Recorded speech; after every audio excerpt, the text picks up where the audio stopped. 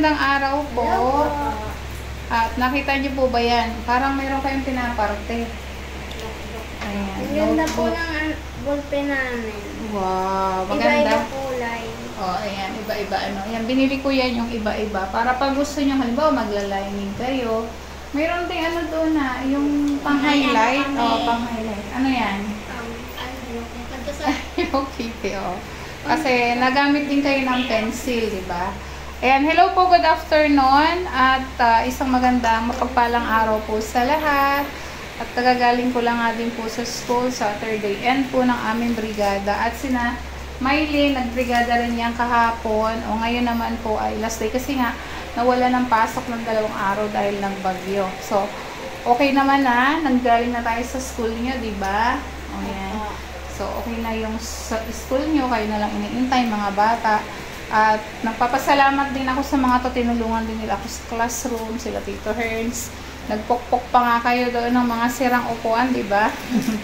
O, ayan kasi ready na sila ngayong Monday. So, maaga na naman ang pasok. Sa umaga, para hindi rin tayo malate, so maaga tayong gigising. No? Para before 5, aalis na tayo.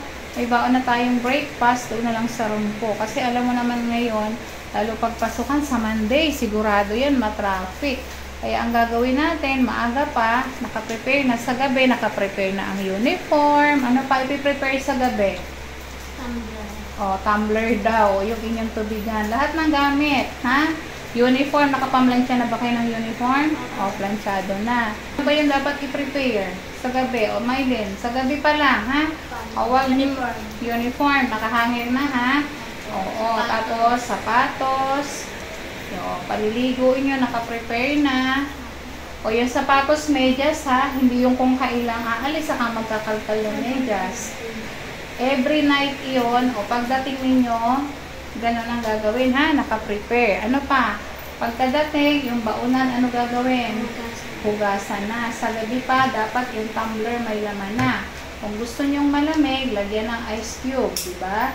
O, pagdating naman sa school, meron naman tayo doon dispenser na malamig din. O, so, pwede tayo doon ng kumuha. Kasi meron kami doon dispenser din sa classroom. O, pwede kayo doon mag-ano kasi, nag-ano naman ako ng tubig, no? Makikishare kayo dun sa tubig. So, ngayon, ano pa ba yun? O, ngayon yan, nag-prepare po sila ngayon dito ng gamit. Ayan. At lalagyan natin ng mga name nyo. Yung subject, may mga subject na, yung schedule, malalaman nyo sa Monday sa school nyo, ibibigay ng teacher nyo, ha? Kasi this week, for more on orientation. Oo. Isa lang muna. May notebook, may supply din kayo na ibibigay galing City Hall. So, pandagdag nyo din yun. Hindi naman talaga tumatambay yan ng one year, no? So, nag-extra pa kayo ng notebook pag marami activity si teacher. Magtatambay talaga 1 year na. Yung i-stay pala. Depende sa, sa activity. Yan, maganda yung notebook nyo kasi tahi. Sinilita kasi lahat grade 6. High school naman, iba-iba naman kasi. Kaya iba-ibang color ang ko gawa ng teacher nyo. Alam ko kasi niya, iba-iba yung ginagamit, no? Bakit mo sa iba yung ginagamit, no? Ayan, ito. Ito, Maylin, kailangan ninyo yan. Ayan. O, ilalagay nyo na sa bag. O, pagka hawag dadalhin yung lahat, ha? Yun lang kailangan. O, yan din, pad paper. O, ito. Anong gawin dito? Nawala ka ng, isa lang muna. Iiwanan muna dito. Huwag mo nang dadalhin lahat. May pinapagawa dyan si teacher index card. Pagka Pero, yan. Pag kailangan lang, sa kanya yan, huwag namang gagawin scratch. Marami tayong scratch paper. So, pag kailangan yun, yan. Tapos, yan ha. Makinig.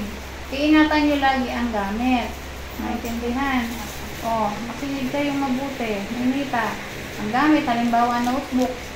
Pag umalis sa room, ititingnan ang gamit, iti-check. Huwag pakalat-kalat.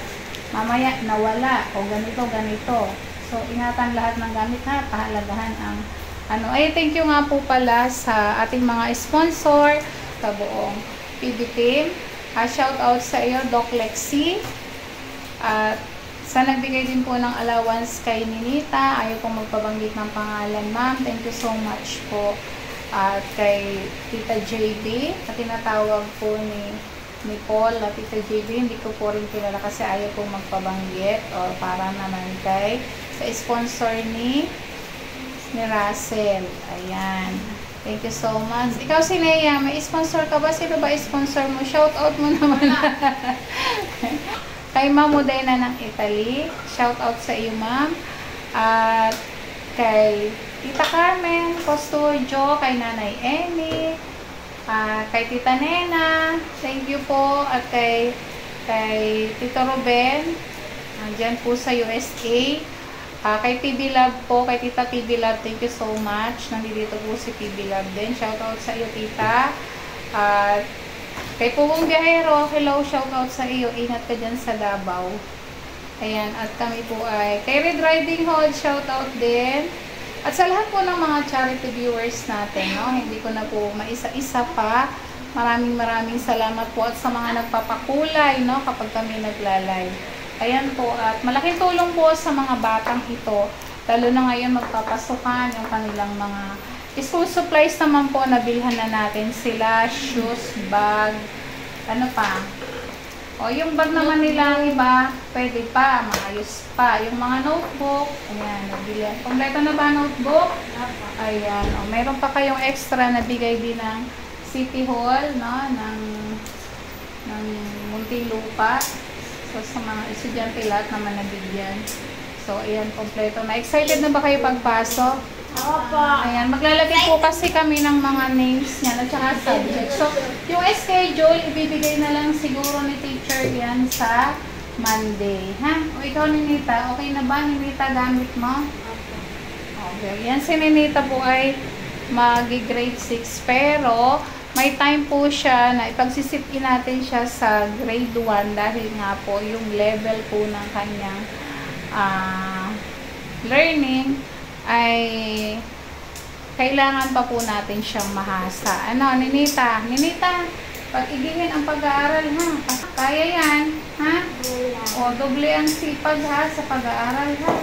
O, tamo sila. O, grade 8 na silang dalawa. Ayan. O, hi, si Nea. Ano, o, kailan ang pasok mo, si Nea? August 5. Wow, August 5. Grade ano ka na, si Nea? 11. Wow, congratulations. Grade 11 na sila yan. So, hindi na siya kasama ng tatlong Maria.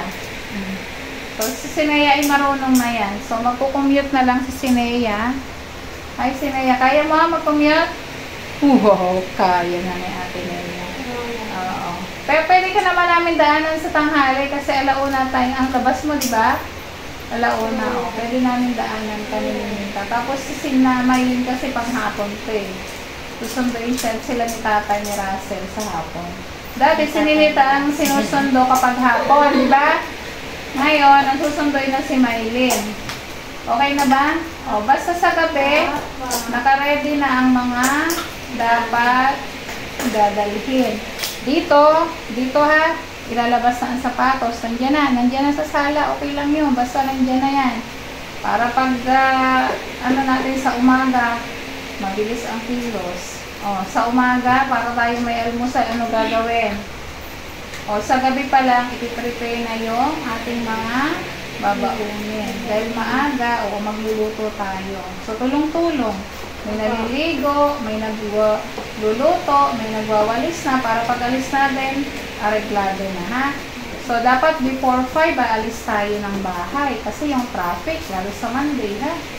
So, maaga tayong papasok. Ayan. Welcome back to school.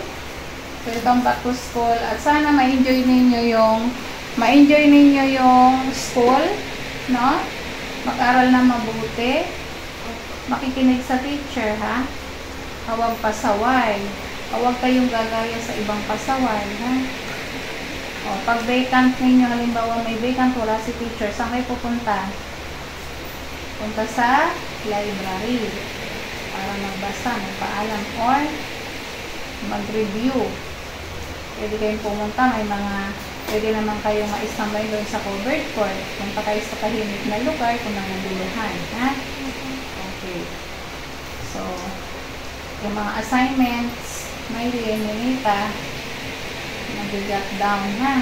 Isulat. Kung ano yung dapat isulat, ano yung kailangan.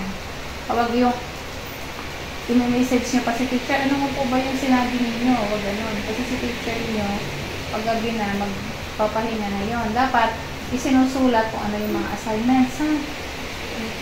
Tatandaan nyo yun. Makikinig na mabuti. Palaging, nagpapakita ng respect, ha? Sa teacher, hindi lang sa teacher.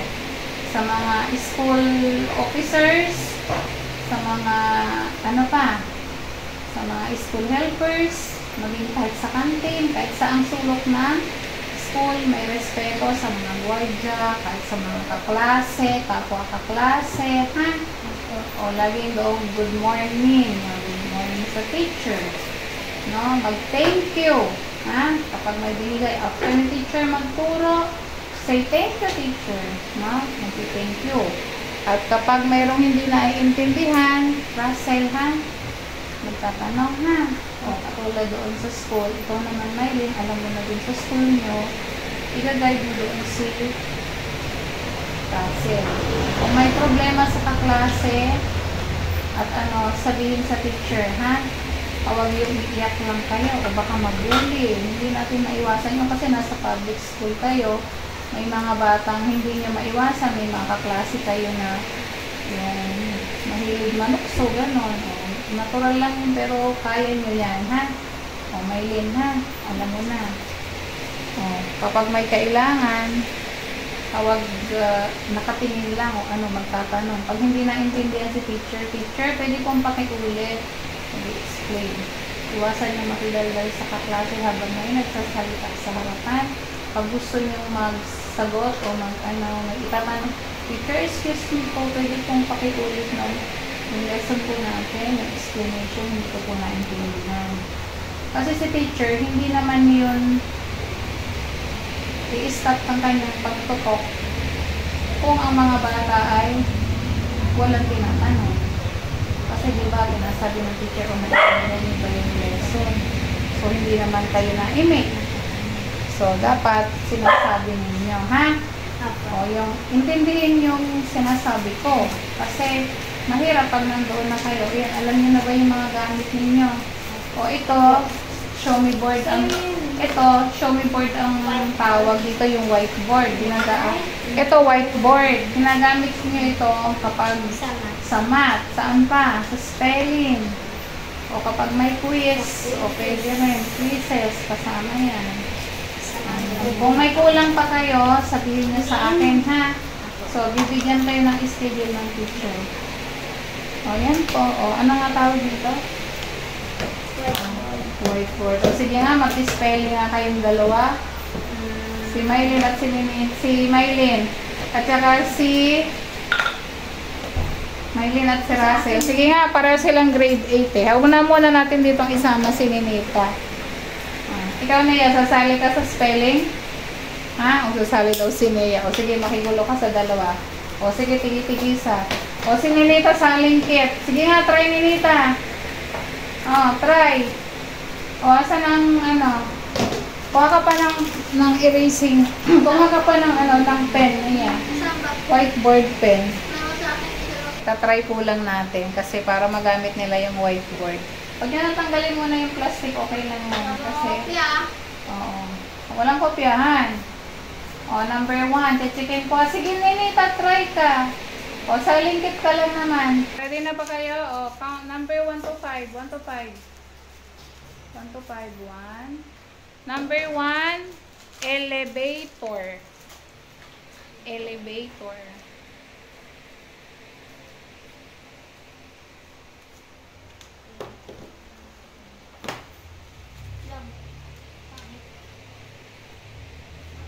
Ulitin ko ha. Teacher. Teacher. Teacher. Teacher. My teacher is good. Teacher. Number 3. Number 3 na? Opo. Canteen. I'm going to the canteen to buy merienda. Next number. Number 4, school. School. Para ma-perfect niyo. Number, ano na number? Number 5. Guidance. Guidance. O yan, try muna natin 1 to 5. Sunod 1 to 10 na ha. Nakita kasi yung whiteboard eh. O, ayan. Russell, o. Alam mo na gamitin whiteboard? Nagamit pa kayo din Russell ng whiteboard? Whiteboard po ang namin doon. Sa blackboard, ano yung whiteboard? Blackboard tsaka whiteboard. Whiteboard, o. Ganon din sa amin. O. Okay na, guide. O. Number 6 na. Ayan. Dance ba talaga yun? Ano? Dance? Guidance. Dance. Guidance office. Guide lang ano ko eh. Guide nga, may dance. Guidance. Parang sayaw. Dance. Guidance. Tama pala. Next. Okay na. Titingnan natin kung tama. Patingin. Patingin kay Ninit. Kay Nea. Nea, patingin. So, saan kayo nagkamali? Elevator. Okay lang. So, dapat, ano dapat? Elevator. O, ano dapat? Spelling. Elevator. Okay. So, dapat victory. Hindi boy. Ha? Okay, isa pa. O, isa pa na yan. O, si Ninita, ano eh. Iba spelling ni Ninita, o. Salingkit lang si Ninita, salingkit. Ikaw nga, Ninita. Sige. Go, Ninita. Spell. Oo, hindi pa po kasi makakaya ni Ninita yung bukas yan. Oo, ayaw. Iba yung spelling ni Ninita. Pero try mo, Ninits. Oh, number 1. Try mo. Oh, madali lang ito, Ninita. Oh, napakadali. Number 1, bag. Bag. Bag na ano ha? Lalagyan ng gamit. Bag. O, tingnan natin. Sininita muna. Bag. O. O, lagayan ng gamit. Net ha? Bag. O, number 2. Cat. I saw a black cat. Pusa. Cat. Cat. Sige, cat. O, wag kang Haya mo siya. Cat. Oh, ayan. Titingnan natin na kung anong... Oh, number... Oh, si busy lang muna kasi baka mahirapan si Ninita. Oh, number 3 na net. Mat. Mat. Mat. Mat. Mat. Ayan, oh, katulad nun, oh, pamunas. Mat. Oh, sige, sulat mo. Sulat, mat. Mat. Hindi map. Mat. Mat. Doormat. Parang doormat. Ganon. O, mat. Mat. Sulat mo.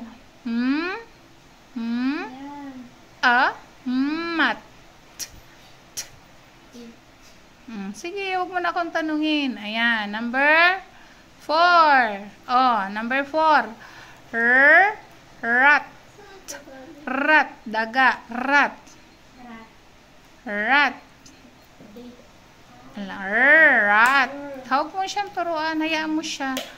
Hayaan mo siyang mag-soundings para matuto siya. Rat. Oh, sundan mo yung sound. R-O-T. R-A-T. Rat. Oh, sige. Spell. Oh, next. Bat. I saw a black bat. Bat. Paniki. Paniki nga ba yun? Tagalog. Bat. O, tingnan nga. Chika natin. Patingin ang gawa ni Ninita. Wow! Very good. Lagyan mo ni Mylene. Check mo. Oh. Wow. Daig kayo ni Ninita. 5/5. Wow. O, basta may sounds lang net, ha? O, galing. Palakpakan si Ninita! Congratulations. Galing. Oh, kayo naman. Spelling. Oh, hindi kasali si Ninita doon. Kasi, pero i-try mo, Ninita. Doon ka, Ninita, sa kabilang ano. Oh, 1 to 10 na. O, dali. Last na to. Oh, 1 to 10. Number 1. Mabilis, ha? Dapat, pag wala nang number 1. Tell people. Many people in the park. Number 2. Number 2. Children. Children are playing. Children. Oh, next number 3. Number 3. Number 3 tayo. Ano pa ba? Mother. Mother. I love my mother. Mother. Mother. Ayusin ang sulat para kita. Oh, Naya. Next. Father. Try lang natin muna mga basic lang muna. Para oh, Ninita, pwede kang mag-try. Okay, number ano na? 5.